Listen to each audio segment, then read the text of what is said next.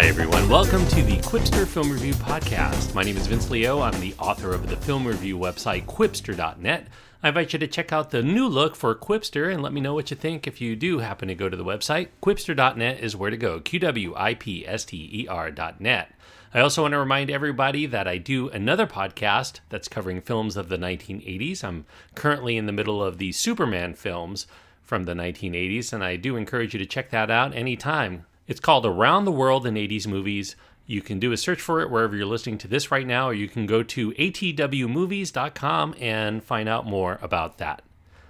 Today we're going to be looking at a film called The First Purge. The First Purge being the prequel to the other three films in the Purge series.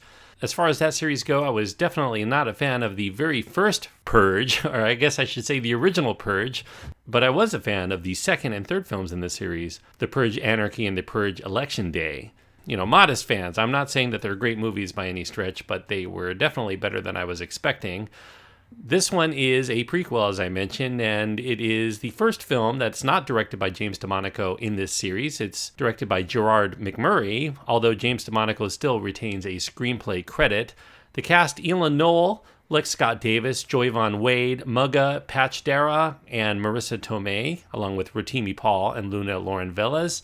It's an R-rated film because of strong, disturbing violence throughout, pervasive language, some sexuality, and drug use. The runtime is an hour and 38 minutes.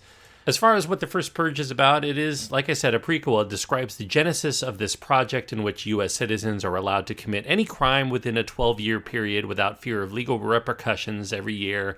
It starts off as a sociological experiment led by the NRA-funded current fascistic political regime referring to themselves as the NFFA, which stands for the New Founding Fathers of America. It's marketed as a way to substantially reduce the crime rate throughout the rest of the year.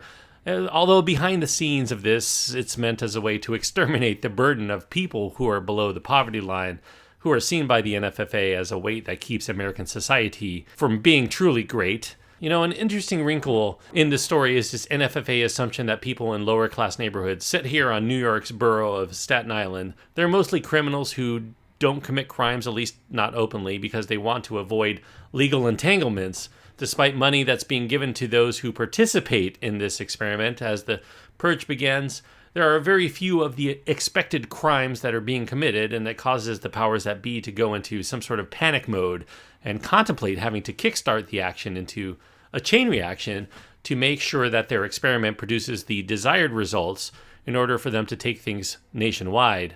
Now, much of the action surrounds a handful of interconnected characters that we come to know, and in some instances, we root them on. Naya is a leading anti-experiment activist, although it isn't officially called The Purge yet in this prequel, it's just called The Experiment. And she's trying to urge the other residents within Staten Island to fight the power that seeks to make what's about to happen in their neighborhood the norm across the country, although she feels she has to remain in order to try to protect as many of the locals as possible by ushering them into a sanctuary of a revered local church in the community for the remainder of the evening. Naya had once been in a relationship with another guy named Dimitri. He's this big-time drug dealer in the community who also sees that the purge is not something that he or his partners in the business need to engage in, despite being on the wrong side of the law every other day of the year.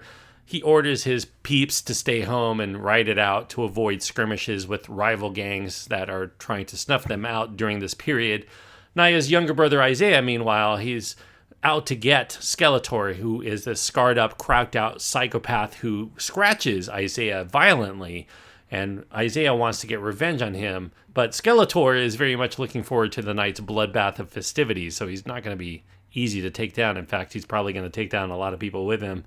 As far as the film goes, The First Purge is well shot, especially given that much of the action takes place in some not very bright parts of a city at night, sometimes without lighting at all. There are moments when the lights go out. Series creator and screenwriter James DeMonaco, he's handing off here the directorial chores to Gerard McMurray, perhaps for more authenticity, to have this voice for this cast of predominantly African-American characters. In fact, any white characters that are in this movie are relegated to being the heavies of the movie. So some people may compare this to a blaxploitation film such as you might find in the 70s, although McMurray compares this film to more of the films he grew up on in the 1990s, New Jack City, Boys in the Hood, and those sorts of films that he really cherished growing up. McMurray has stated his approach in The First Purge is to deliver an ultimate message that Black Lives Matter and pretty much work from there. Although the themes of The First Purge call out America for its thirst for violence, in fact, all of the other Purge films really do this, it's also not a film that really takes a very high road in that regard. The First Purge is perhaps the most gratuitous in its depictions of violence, as there has been in the series thus far, which is really built on violence, especially in some of the action that betrays its notions of realism in favor of more typical movie formula fight choreography.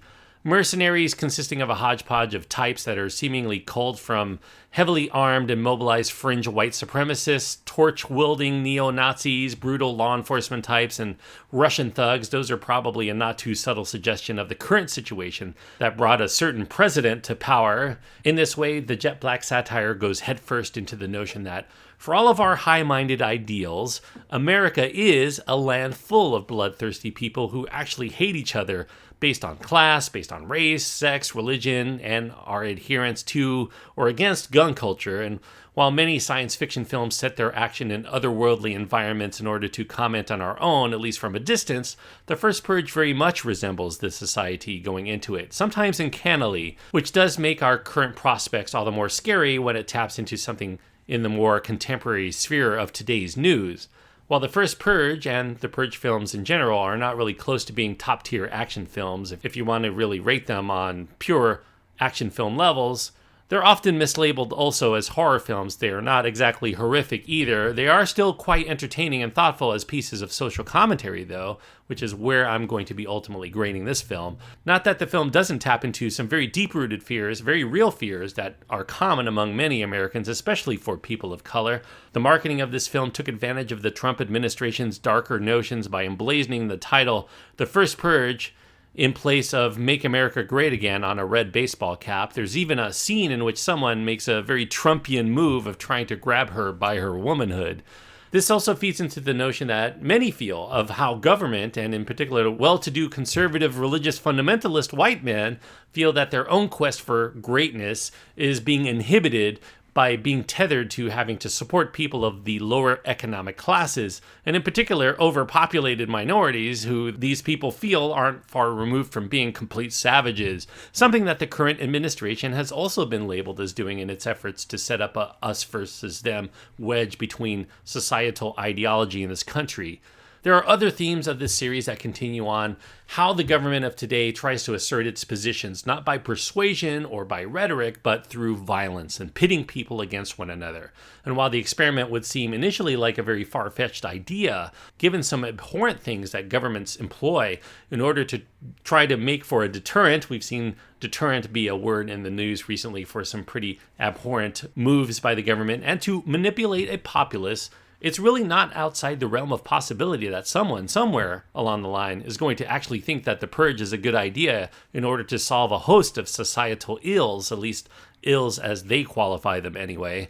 In this way, the contrast in methods between the hoods who control the hood and the elite who control the government, as well as those who manipulate the narrative on television and on social media, it all reveals that they are much more similar in their execution of violence as a means to sort out their conflicts and grievances.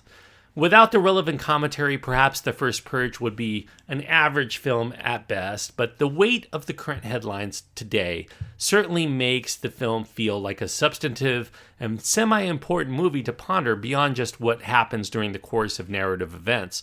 All of this, I think, makes The First Purge very heady and very relevant enough for a piece of entertainment, although many viewers may find the film unnerving, not for anything that happens within the film's 12-hour period in the narrative, but for the acts that are committed outside in the real world in which we all live, where those with power can commit all manner of crimes and immoral acts behind the scenes and not suffer any consequences, political, legal, or otherwise. So a lot to think about here. I actually put this up there with the other Purge sequels that I actually liked And I'm going to give this film 3 stars out of 4. 3 stars on my scale means that I do recommend it. If you like The Purge Anarchy and you like The Purge Election Day, I think you'll probably want to continue on with The First Purge. It definitely gave me a lot to think about beyond just what the narrative is. If you weren't keen on those films at all, I don't think that you're going to get anything here that's going to turn you around on the series. Certainly, like I said, I'm judging this as a film that has a certain momentum and weight because of that social commentary. If that is not something that persuades you in terms of your entertainment value with the film, I don't know that this is going to deliver for you the way that it did for me and the way that it does for so many people who have enjoyed the Purge series so far. So 3 stars out of 4 is what I'm giving The First Purge. Thank you, everyone, for listening. I hope that you enjoyed the review. Don't forget, quipster.net. If you want to write to me, you can find my contact information there. You can also find links to my Twitter feed on my Facebook page there anytime. That's QWIPSTER.net. Until next time, I hope that you enjoy your time anytime you get to go to the movies. And certainly watching a film like The Purge is certainly less scary than watching what's going on a day-to-day basis in this world. So maybe it's better to just watch it in the comfort of a movie theater.